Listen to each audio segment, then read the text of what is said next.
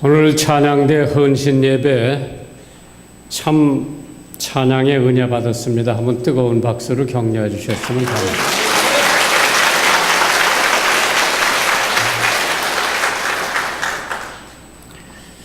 하나님이 제일 기뻐하시는 것은 설교보다도 찬양이에요. 그래도 시편 135편에서 50편까지 읽어보면 찬양하라, 찬양하라, 여호와를 찬양하라. 할렐루야라는 뜻이 여호와를 찬양하라는 뜻인데, 사도 바울과 실라가 감옥서에 투옥이 되어 있었을 때에 자정쯤 되었습니다. 두 사람이 기도하고 찬미함에 죄수들도 들었지만은 옥토가 흔들리고 쇠사슬이 끊기고 간수가 횃불을 들고 들어와서 선생들이여 내가 어떻게 해야 구원을 얻느냐고 하니까 거성교회 나와라 그러지 않았지. 주 예수를 믿어라 그리하면 너와 네 집이 구원을 얻는다고 말씀하셨어요. 우리가 역경과 시련과 가시밭길을 걸어갈 때 누구든지 기도하는 것은 보편적인 신앙이지만은 그렇게 어려움을 당할 때 찬양하는 신앙은 그 진짜 신앙이에요. 예수님이 예루살렘 성을 입성할 때, 초임 때, 처음 오셨을 때 사람들이 찬양했다고 그랬죠. 앞에서 가는 무리가 찬양했다고 그랬어요. 하나님이 제일 기뻐하시는 것이 어떠한 어려움과 역경과 시련에 처했다 하더라도 하나님을 찬양하고 하나님의 성호를 찬양하는 것이, 그렇기 때문에 다윗은 많은 물질을 들여서 하나님 앞에 영광의 찬양을 드렸습니다.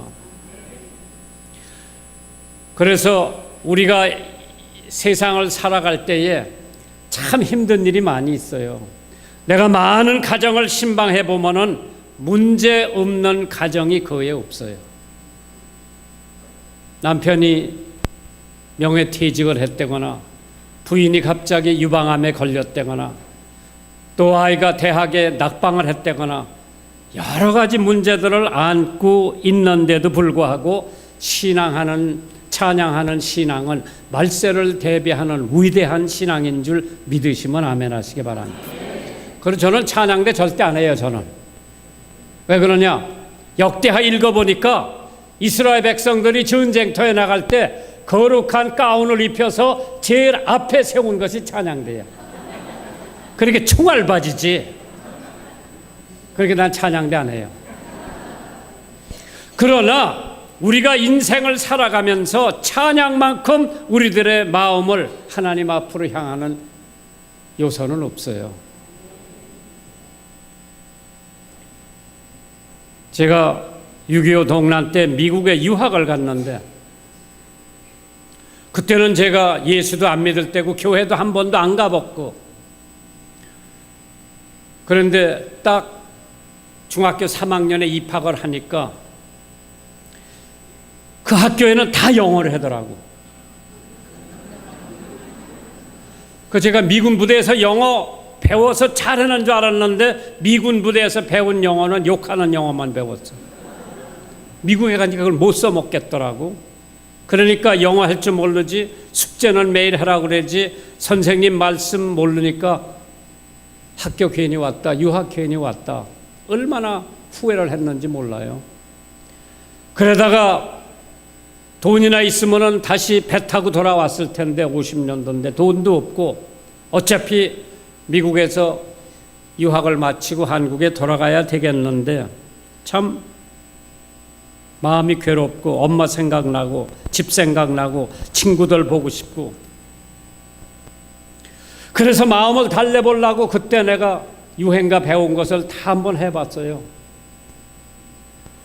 내가 어려서 가장 많이 유행됐던 것은 울려고 내가 왔던 거, 웃으려고 왔던 거, 비린내 나는 부둣가에 이슬 맞은 백일홍, 진주나 천리길을 내어이 왔던 거, 해는 져서 어두운데 찾아오는 사람 없어, 이런 노래만 불러도 위로가 안 되는 거예요.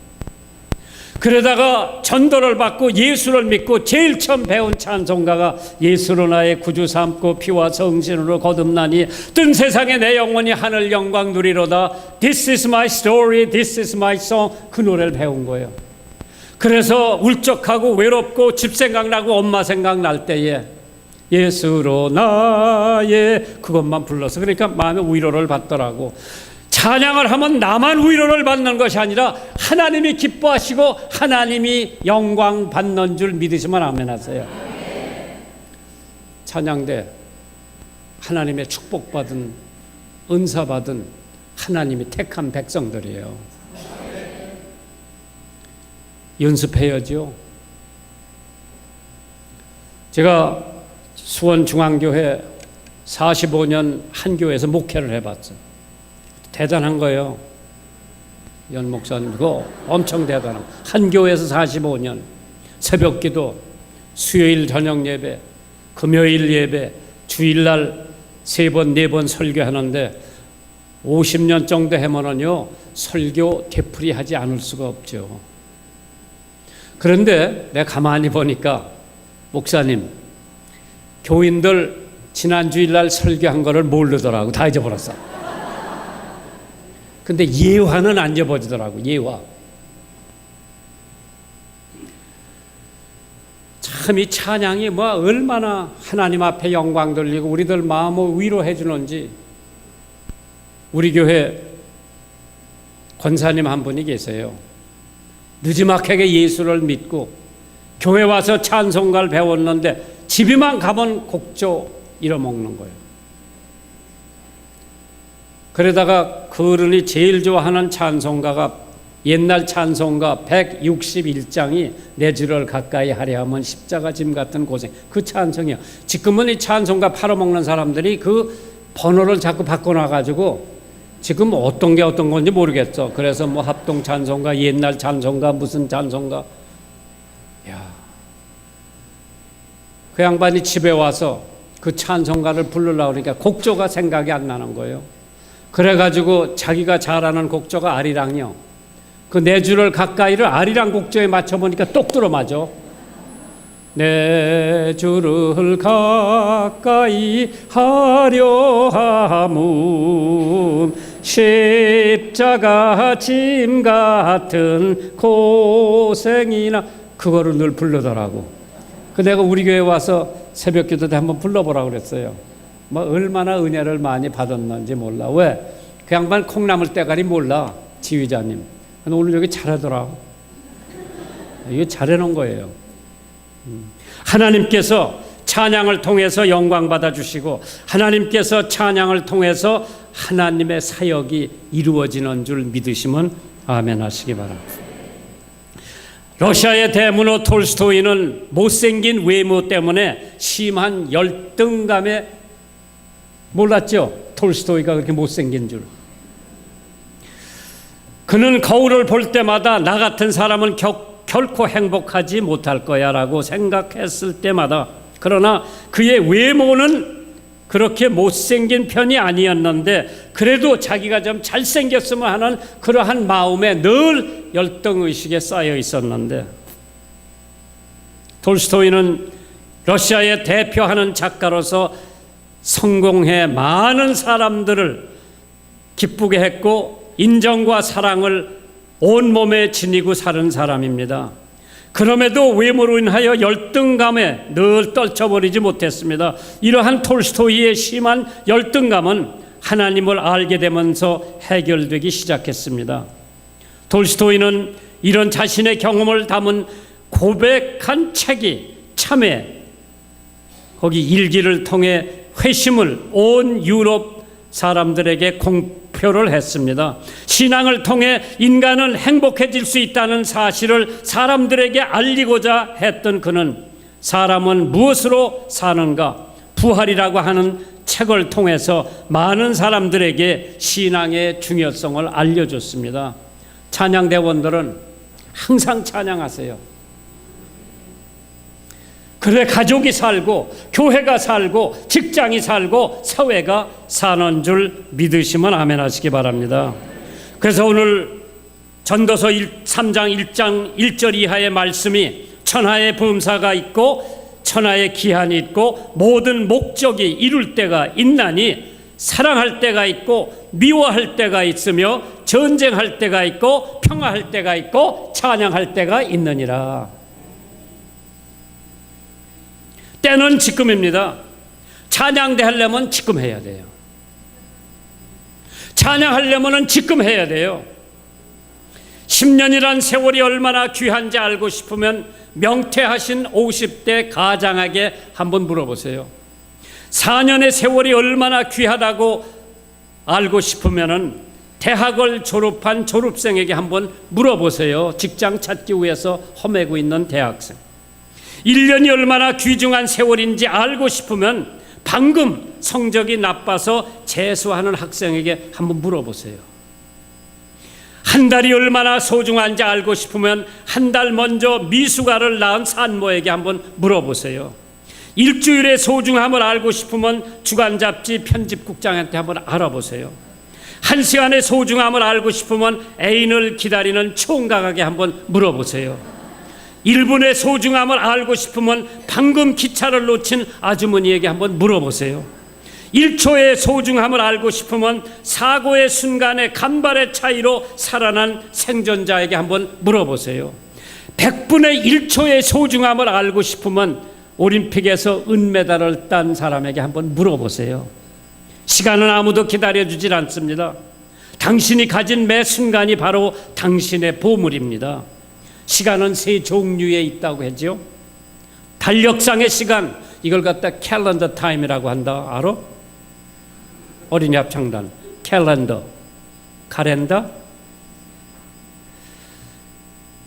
천문학적 시간으로 태양과 관련된 시간을 달력상의 시간이라고 그러죠. 두 번째로 생물학적 시간이 있다고 그랬어요. biological time. 이거는 모든 생물 속에 부착된 시간이라고 했습니다. 그 다음에 세 번째로 만들어 놓은 시간이 있다고 합니다. built-in time. 기러기가 옮겨가고 연어가 이동하여 알을 까고 사람이 낳고 죽고 사는 그 시간을 가리켜서 만들어 놓은 시간이라고 했습니다. 달력의 시간은 남의 시간이라고 하면은 생물학적 시간은 나의 시간입니다. 그러나 이것들과 다른 시간이 있습니다. 그것은 바로 하나님의 시간, God's time. 그러나 시간은 누구에게나 24시간이라고 하는 같은 양의 시간을 하나님이 주셨습니다. 무엇을 더 중요하게 생각하여 그 시간을 분배하느냐에 따라서 후회와 만족, 실패와 성공이 결정되는 순간입니다. 찬양대 연습하는 시간 중요해요. 나 밥해야 되기 때문에 찬양 연습 못 가요. 그런 사람 더러 있어요. 뭐가 중요하냐? 내 시간을 어떻게 분배하느냐에 있어서 내가 성공하느냐 실패하느냐 좌우되어 있습니다. 승자는 패자보다 열심히 일하지만 항상 시간에 여유가 있고, 패자는 승자보다 게으르지만 늘 바쁘다라고 대답을 합니다. 승자는 하루 25시간이 있고 25시간이 있고 패자는 하루에 23시간이 있다고 합니다. 승자는 열심히 일하고 열심히 놀고 열심히 쉽니다. 그러나 패자는 허겁지겁 일하고 빈둥비둥 놀고 흐지부지 삽니다. 승자는 시간을 관리하며 살고 패자는 시간을 끌며 산다고 했습니다. 승자는 시간을 붙잡고 달리며 패자는 시간에 쫓겨서 삽니다. 시간 가는 것이 빠르다고 느낀 사람은 이제 인생을 알기 시작한 사람이고, 시간이 몹시 귀중하다고 생각하는 사람은 이제 인생의 가치를 터득한 사람이라고 하죠. 시간을 잘 활용한 사람은 성공하고 가치 있게 살았고, 시간 낭비한 사람은 실패와 좌절의 삶을 살아온 사람들입니다. 나에게 허락된 이 제한된 시간은 무엇과도 바꿀 수가 없는 귀중한 보물입니다. 돈도 돌아올 수가 있고 재산도 돌아올 수가 있지만은 시간은 절대로 돌아오지를 않습니다. 이러한 우리에게 날마다 일어나고 있는 사건들이 하나가 있는데, 불러도 대답이 없는 이름이 바로 그 시간입니다. 지휘자님, 지휘 멋있게 하더라. 내 마음에 드는 게 싱글싱글 웃으면서 지휘하는 거예요. 우리 교회 지휘자는 그냥 상을 찌푸리면서 지휘를 하더라. 참 훌륭한 지휘자예요. 제가 하나 물어볼게요. 내일 아침에 어느 분이 지휘자님 찾아와서 86,400불을 드리면서 하루에 이거 다 쓰라 그러면 어디다 쓸 거예요?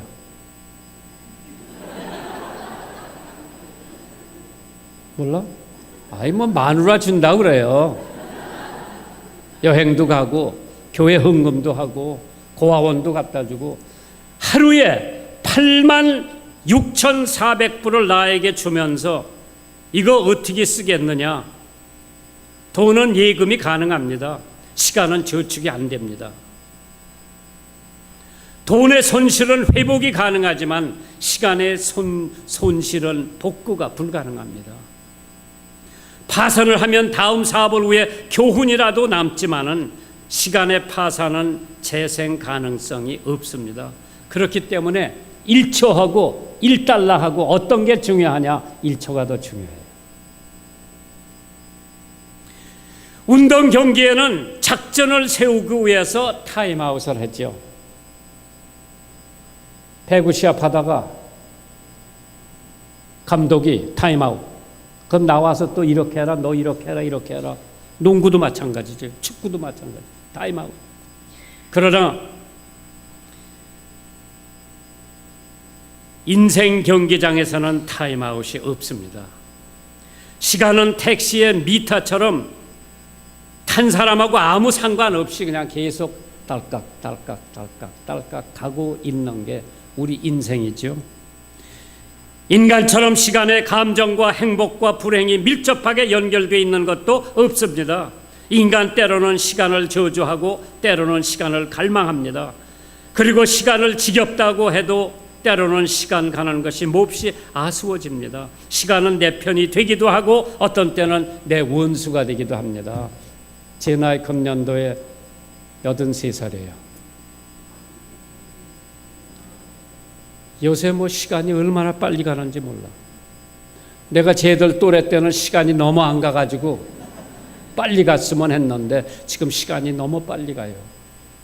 이러한 상황 속에서 오늘 여러분들 앞에 드리고 싶은 말씀은 때는 지금이야. 주님 앞으로 돌아올 때가 지금이에요. 자다가 깰 때가 지금이고 정신 차릴 때가 지금이고 내일 아닌 오늘 우리는 주님께로 돌아와야 됩니다. 미국의 목사의 아들로 태어났지만은 신앙의 의미를 붙잡지 못하고 유명한 브라운 대학을 다니면서 무신론자 친구의 영향을 받아 사실상 무신론자가 된 젊은이가 있었습니다. 그는 4년 대학 과정을 3년의 졸업을 맞고 졸업 여행을 떠났습니다. 시골 여인숙 옆방에 밤새도록 들려오는 신음소리를 듣고 잠을 이루지 못했습니다. 이튿날 아침에 그 옆방 사람이 죽었다는 소리를 듣게 됩니다. 그런데 놀라운 사실은 바로 그 옆에 방에서 신음하고 죽은 사람이 자기 대학에 다닐 때 제일 친한 무신론자 친구였었어요. 그 사건에 너무나 충격을 받은 이 학생은 인생의 실존과 죽음의 문제를 고민하다가 어린 시절에 찬양하던 예수님 앞에 돌아오기를 결심하고 다시 회개하고 회심을 합니다. 그리고 그때 그는 바울처럼 즉각 기도를 시작합니다. 주님, 이제부터 제가 어떻게 살아야 합니까?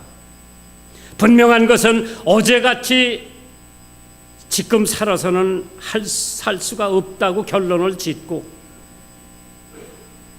그는 죽음의 문제를 해결하는 것은 복음밖에 없다고 복음을 한 번 듣지도 못한 사람들에게 복음을 전해야 되겠다고 인생을 살기로 결심을 하고 신학을 공부한 후에 결혼한 지 몇 달 안 되어서 그 신부를 데리고 아시아로 떠났습니다. 바로 그 사람이 나이론 저슨이라고 하는 버마에 간 유명한 선교사입니다. 고린도후서 6장 2절에 가라사대 내가 은혜 베풀 때 너를 듣고 구원의 날에 너를 도왔도다 하셨으니 보라 지금 이때는 은혜를 받을 만한 때요 보라 지금은 구원을 받을 만한 때라고 했습니다. 하나님 앞에 돌아오는 거 밀지 마세요. 구원받는 거 밀지 마세요. 나에게 다시는 그러한 좋은 기회가 올지 모르기 때문에 하나님께서 내 가슴 속에 내 마음 속에 믿어라 할 때 믿으세요. 용서받을 때가 지금이라고 했습니다. 치료시킬 때가 있다고 했습니다. 요한 1서 1장 9절에 만일 우리가 우리 죄를 자백하면 하나님은 미쁘시고 의로우사 우리 죄를 사하시며 모든 불의에서 우리를 깨끗게 하신다고 했습니다. 남을 용서할 수 있다는 것은 나도 너와 같다고 하는 것을 인정하는 것이라고 했습니다. 그러기에 용서는 겸손의 표현이라고 했습니다. 교만한 자는 남을 용서하지 못합니다. 나는 너보다 잘났다고 생각을 하기 때문에 절대로 교만한 사람은 남을 용서해 줄 모릅니다. 마태복음 18장 21절에 베드로가 예수님을 찾아와서 내 형제가 죄를 범하면 몇 번 용서를 해줄까요? 물어보고 자기가 대답을 하는 거예요. 7번쯤 용서해주면 되겠습니까? 하니까 예수님께서 아니다, 70번에 7번까지 용서해줘라. 772 49 490번을 용서해주라고 그랬습니다. 여자 찬양대원들 물어볼게요. 남편 490번 용서해준 사람 손 한번 들어. 없어. 우리 집사람 나 2번 용서해주고요. 그 다음날 또 내가 잘못한 거 또 캐물더라고. 다시는 안 그럴 거지, 안 그럴 거지. 그리고 이틀 후에 또 물어보더라고. 참 여자 기억력은 하나님께서 특별히 만들어 주신 것 같아. 안 잊어버리지. 남편 잘못한 거 안 잊어버려. 자기는 잘못 안 했나? 근데 남편들은 잘 잊어버려. 왜? 그러기 때문에 남편 마음은 태평양 같고 여자 마음은 얘기 안 할게. 용서는 많이 해주면 해줄수록 그 사람이 위대한 사람이에요. 예수님이 얼마나 용서해 주셨어. 동이 서에서 먼 것 같이 우리 죄가를 다시는 기억하시지 않는다 그랬어. 그렇기 때문에 내가 예수에 미친 사람이야. 나 죄 많이 졌어요. 남 미워하지요, 남 시기하지요, 남 질투하지요. 어떤 때는 우리 마누라도 미워.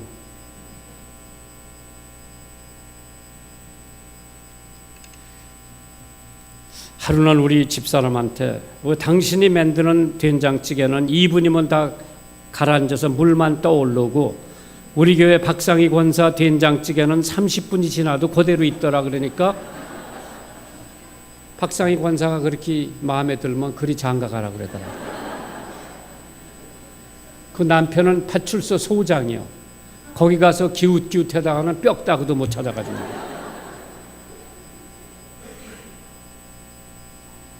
하나님께서 70번에 70번씩이라도 용서해 줘라. 그것이 하나님의 정의예요. 하나님께서 뭐라고 말씀하시는 거니? 지금 이때 용서해 줘라. 이때 전도해라. 이때 기도해라. 지금이 바로 주님 사업에 투자할 때입니다. 가난한 자 같으나 많은 사람을 부욕케 한다고 했습니다.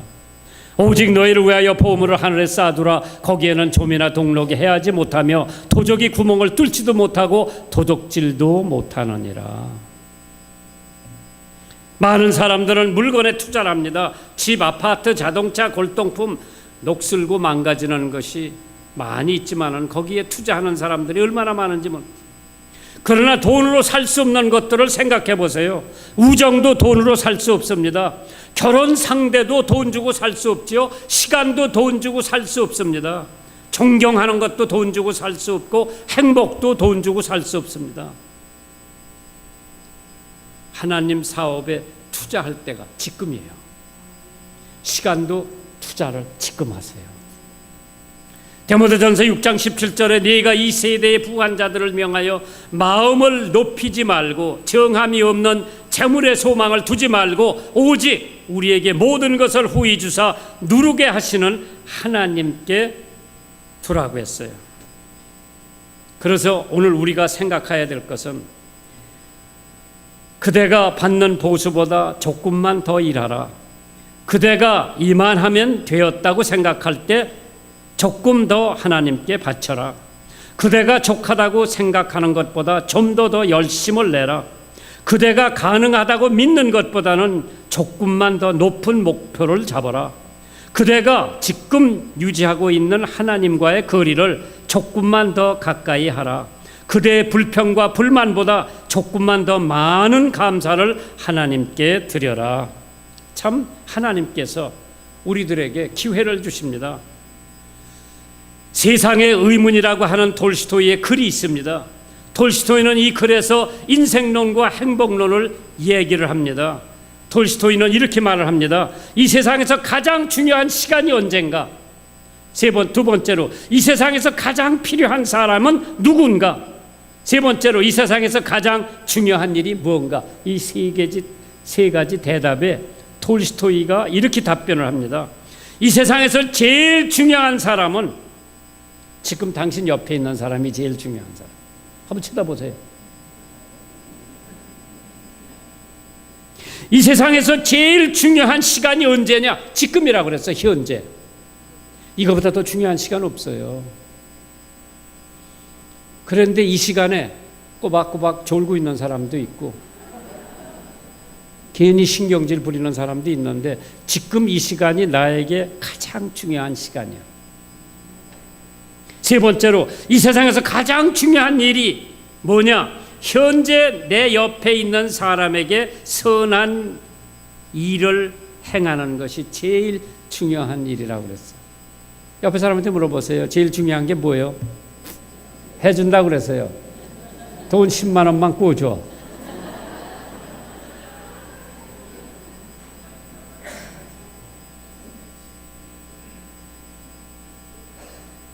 이 말씀은 우리 크리스찬들에게 적용해보면 이 세상에서 가장 중요한 시간은 현재 그리스도를 영접하는 것이고 가장 필요한 사람은 현재 내 기도를 필요로 하는 사람이고 가장 중요한 일은 내 옆에 있는 사람에게 사랑을 베푸는 겁니다.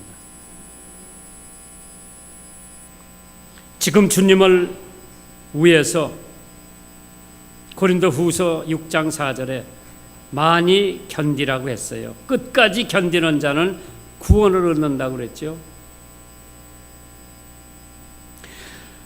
모진 세파 속에 보면은 포기하는 사람들이 우리 주변에 많이 있죠. 교인에게 실망하고 교회를 포기하고, 교인에게 사기당했다고 교회를 포기하고, 교회에 위선자가 많다고 교회를 포기하고, 교회에 사랑이 없다고 교회를 졸업한 사람, 교회가 자기 마음에 안 든다고 교회 졸업한 사람, 목사가 자기 마음에 안 든다고 교회를 포기한 사람, 찬양대가 자기 마음에 안 든다고 교회를 안 나오는 사람, 재직들이 자기 마음에 안 든다고 교회를 비난하는 사람. 편안한 생활을 위해서 기도하지 말고 강한 사람이 되기 위해서 기도하라고 했습니다. 자기 힘에 맞는 일을 달라고 기도하지 말고 자기 일에 맞는 힘을 달라고 기도하라고 했습니다. 어린이 합창단도 노래를 할 테니까 내가 한번 물어볼게요. 요새 결혼 30개가 3,000원에 팔린다고 그러더라고. 언제는 결혼 12개가 5,000원, 10,000원에 팔린 적이 있었어요. 근데 요새 결혼이 나무 돌아가서 30개 결혼을 3,000원에 판다고 그러더라고. 빨리 결혼 사다가 애들 삶아주세요. 옛날에 결혼을 팔 때 우리 교회는 우리 집은 농촌에 있었기 때문에 우리 어머니가 암탉 한 3마리 먹여가지고 알을 잘라터라고. 그러면 10개가 되면은 꾸레미를 만들어요. 지피로 꾸레미를 만들었어. 거기다 10개를 넣어가지고 시장에 갖다 팔아서 용돈을 쓰시더라고. 그런데 그 10개 중에서 고른 달걀이 하나가 있어. 고른 건 못 먹죠. 그럼 그 9개 다 내버려요? 안 내버려요? 안 내버리지. 하나 고렀다고 9개 다 안 내버려요. 이 교회 하나 고른 사람이 있다고 이 교회 다 내버려요? 아니에요. 여기 훌륭한 사람들이 많이 계세요. 하나님 사랑하고 교회 사랑하고 나라 사랑하는 사람들이 교회에 많이 계세요. 그 중에 한 사람 고른 사람이 있다고, 고른 달걀이 하나 있다고 10개 다 내비리는, 9개 다 내비리는 사람은 없어요. 누가 나더러 그러더라고. 나쁜 개가 없대요. 나쁜 사람이 없습니다. 어떻게 살다가 보면 도둑질도 하는 사람이 있고 강도질 하는 사람도 있고, 그러나 그 아이가 어려서 태어나서 엄마 품에서 젖 먹고 있을 때 얘가 강도된다고 하는 생각하는 엄마는 하나도 없을 거예요. 본래 하나님 아니면 우리 다 죄인으로 태어났는데 예수 그리스도를 우리가 영접하고 하나님의 자녀가 되고 하나님이 주신 성대를 가지고 찬양대에서 하나님의 성호를 찬양하는 얼마나 귀한 일입니까? 여러분들은 찬양대장이 당신 찬양대 나오지 말라고 그래도 기를 쓰고 나오라고, 죽어라고 나오라고, 네가 이기나 내가 이기나 보자. 조금만 자기 마음에 안 들면 후딱하고 가는 사람. 참, 나 우리 교회에서 뭐라고 그런 거니? 목회하면서 제일 마음 아픈 거는 전도해다가 교회 갔다 노니까 한 6개월이 안 보여. 길에서 만났는데 왜 요새 교회 안 나오지? 우리 고모가 장로교회 나가기 때문에 저 장로교회 나가고 침례교회 안 나가기로 했어요. 내 마음이 얼마나 아픈지 몰라. 그럴 줄 알았으면 내가 장로교 목사가 돼가지고 왔을 텐데 미국서 어떻게 하다 보니까 침례교 목사가 돼서 온 거예요. 그러나 가서 열심히 믿음 생활하라. 우리 교회 열심히 나오던 사람이 안 보여. 어제 만났어. 왜 안 나와? 그러니까 우리 아버지가 제사 지낸다고 천주교로 다 가기로 했습니다. 열심히 나가서 예수 잘 믿어라. 그렇지 내가 뭐라 그래요. 참 사람들 마음 아픈 거는 여러 가지지만은 그거를 참고 용서해 줄 수 있는 믿음의 찬양대들 되시기를 주님의 이름으로 축원합니다. 전능하신 아버지 하나님, 이 교회가 찬양대를 통해서 헌신 예배를 드리고 앞으로도 이 찬양대가 어느 교회 찬양대 못지않게 하나님께서 영광 받아 주시기를 간절히 원하옵고 예수님 이름으로 기도하옵나이다.